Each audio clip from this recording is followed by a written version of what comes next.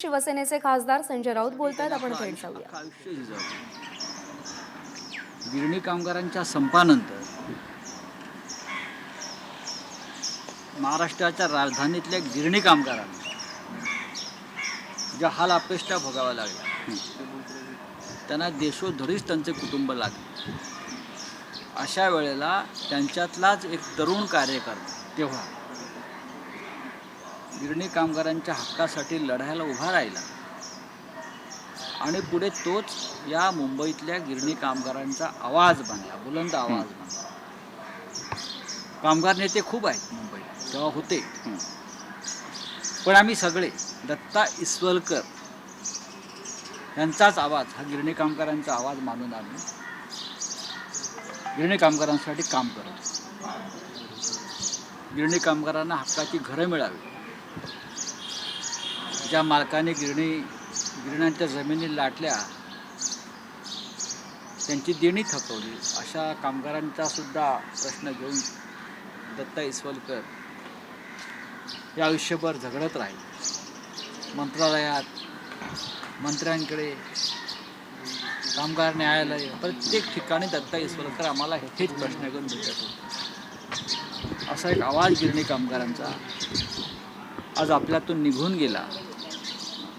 हे मी तर म्हणेन महाराष्ट्राचं दुर्दैव आहे, पण या जगातल्या संपूर्ण शोषित पीडित कामगारांचं सुद्धा हे दुर्दैव आहे. मी शिवसेनेतर्फे गिरणी कामगारांच्या या झुंजार नेत्याला श्रद्धांजलि अर्पण करतो. सर, हिंदी में जानना चाहेंगे, डॉक्टर हर्षवर्धन ने क्लेम किया है कि महाराष्ट्र सरकार अपनी नाकामी छुपा रही है वैक्सीनेशन को लेकर के। महाराष्ट्र सरकार कोई नाकामी नहीं छुपा रही है. इस बारे में मुझे लगता है हमारे हेल्थ मिनिस्टर राजेश टोपे ज़्यादा बात कर सकते हैं, लेकिन महाराष्ट्र को नीचा दिखाने की, महाराष्ट्र को एक प्रकार से संकट में लाने की, बदनाम करने की एक कोशिश चल रही है. लेकिन डॉक्टर हर्षवर्धन जी से हमको ये उम्मीद नहीं थी. महाराष्ट्र सरकार क्या कर रही है उसका लेखा जोखा वर्ल्ड हेल्थ ऑर्गेनाइजेशन भी ले रही है. महाराष्ट्र सरकार क्या कर रही है उसका संज्ञान गुजरात हाईकोर्ट ने भी लिया है. सबको मालूम है महाराष्ट्र एक बड़ा राज्य है, महाराष्ट्र के ऊपर सबसे ज़्यादा प्रेशर है, सभी तरह का प्रेशर है. ये प्रेशर आर्थिक है, ये प्रेशर वैक्सीन का है, ये प्रेशर बढ़ते हुए संक्रमण का है. तो एक दूसरे के ऊपर टीका टिप्पणी न करने से केंद्र सरकार और राज्य सरकार ने एक साथ मिलकर लोगों की सेवा करनी चाहिए. अच्छा, महाराष्ट्र में आपकी सरकार को अस्थिर करने का प्रयास किया जा रहा है. लेटर कल आया है, अनिल परब का नाम सामने आया. अनिल, देखो मैं आपको एक बताता हूँ. हाँ, महाराष्ट्र सरकार को अस्थिर करने की कोशिश पहले दिन से चल रही है. पहले दिन से सुबह से रात तक यही काम चलता है कुछ लोगों का, लेकिन उससे सरकार अस्थिर नहीं होगी. अस्थिर करने वाले लोगों का असली चेहरा सामने आ रहा है. कोई एक व्यक्ति, कोई एक आरोपी, एक ये नया एक फैशन या नया एक शगुफा शुरू हो गया है. जेल में जो लोग बैठे हैं उनके पास से कुछ चिट्ठियाँ लिख कर लेते हैं और उछाल कर सरकार के खिलाफ आवाज़ मनाते हैं कुछ लोग. ऐसा होगा तो जेल में और भी बहुत लोग हैं, उनसे भी बहुत कुछ लिखा जा सकता है. तो आपको बताता हूँ. हाँ, कोई सीबीआई के लॉकअप में है, कोई एनआई के है, कोई और किसी के है, ईडी के लॉकअप में है. जी. इस प्रकार की गंदी राजनीति इस राज्य में या इस देश में पहले कभी नहीं हुई. बीजेपी के अनिल परब का नाम कल आया है, अजित दादा पवार जी का नाम आया है, अनिल देशमुख का नाम लिया है. कौन ले रहा है? जो व्यक्ति एक ऐसे जघन्य अपराध में लॉकआउट में है, उससे लिखवा कर लिया जाता है और उसके एविडेंस बनाकर सामने लाया जाता है. ये राजनीतिक षड्यंत्र है. अनिल परब जी को मैं पहचानता हूँ. इस प्रकार के कामों में वो कभी लिप्त नहीं हो. कोई भी शिवसैनिक बाला साहेब ठाकरे की झूठी शपथ नहीं ले सकता. मैं इतना कह सकता हूँ.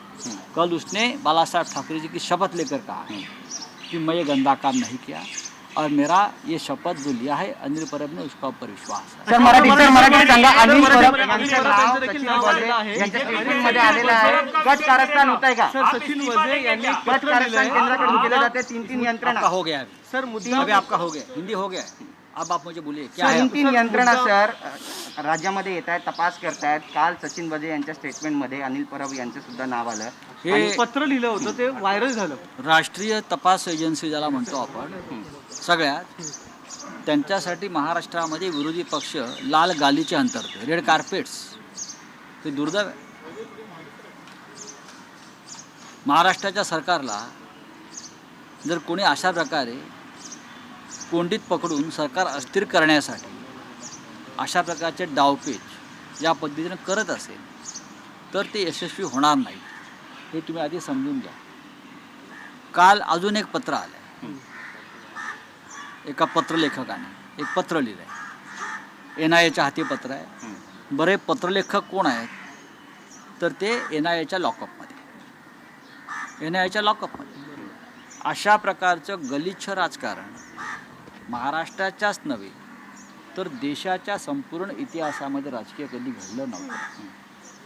ही फक्त कॅरेक्टर असोसिएशन करायची, त्यासाठी अनेक यंत्रणांचा वापर करायचा, आपल्या राजकीय पक्षाचे IT सेल्स वापरायचे,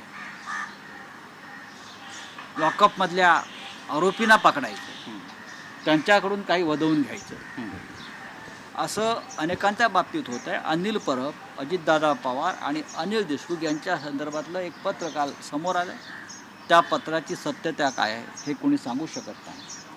ते पत्र लिहिणारा व्यक्ती किती प्रतिष्ठित किंवा संत महात्मे आहे याच्याविषयी विरोधी पक्षाने एकदा स्पष्ट करावं. जेलमध्ये इतरसुद्धा काही व्यक्ती असतात आणि त्यासुद्धा अशा प्रकारचे पत्र लिहून तुम्हाला अडचणीत आणू शकतात, हे लक्षात घ्या. त्याच्यामुळे राजकारण करण्याची पद्धत नाही. अनिल परब यांनी बाळासाहेब ठाकरे यांची शपथ घेऊन काल काही गोष्टी स्पष्ट केल्या. मी इतकंच मानतो, खरा शिवसैनिक, कडवट शिवसैनिक हा दुसरं काही करेल बरं का, तो काही करेल, पण बाळासाहेब ठाकरे यांची खोटी शपथ घेऊन तो कधी काही करणार नाही. सर यंत्रणांचा वापर होतोय का? यंत्रणा भाजपच्या दबावाखाली काम करतायत. आता हे मी कशा करता सांगायला पाहिजे, हे तुम्हालाही माहिती आहे. झारखंडच्या बाबतीत काय चाललं आहे, पश्चिम बंगालच्या बाबतीत काय चाललं आहे आणि महाराष्ट्राच्या बाबतीत काय चाललं आहे. पण महाराष्ट्रामध्ये या प्रकारचं दबावाचं राजकारण यशस्वी होणार नाही आणि सरकारच्या केसालाही धक्का लागणार नाही, हे मी तुम्हाला खात्रीनं सांगतो. प्रत्येक परिस्थितीशी आणि संकटाशी आम्ही बेडरपणे सामना करू आणि संकट परतवून लावू. सर एक शेवटचा प्रश्न कोरोनाबाबतचा. लवकरच एका मोठ्या नेत्याचा पुन्हा राजीनामा बघायला मिळेल असं देखील भाजपकडून सांगितलं जातं आणि संध्याकाळी अशा पद्धतीचं पत्र येतं. ह्याच्यातून बऱ्याच गोष्टी उघड होतात की कोण कोणाच्या हातात हात घालून काम करत आहे हे स्पष्ट होतं आहे. पण तुम्ही अशा प्रकारचं किती अडथळे निर्माण करा, किती खोटे पुरावे आणि खोटे असे पर्वत उभे करा, आम्ही ते भेदून पुढे जाऊ. सर मॅच फिक्सिंग करणाऱ्यांबद्दल शिवसेना. महाराष्ट्र सरकारला अस्थिर करण्याचा पहिल्या दिवसापासून प्रयत्न होतोय असं संजय राऊत यांनी सांगितलेलं आहे. ABP माझा, उघडा डोळे बघा नीट.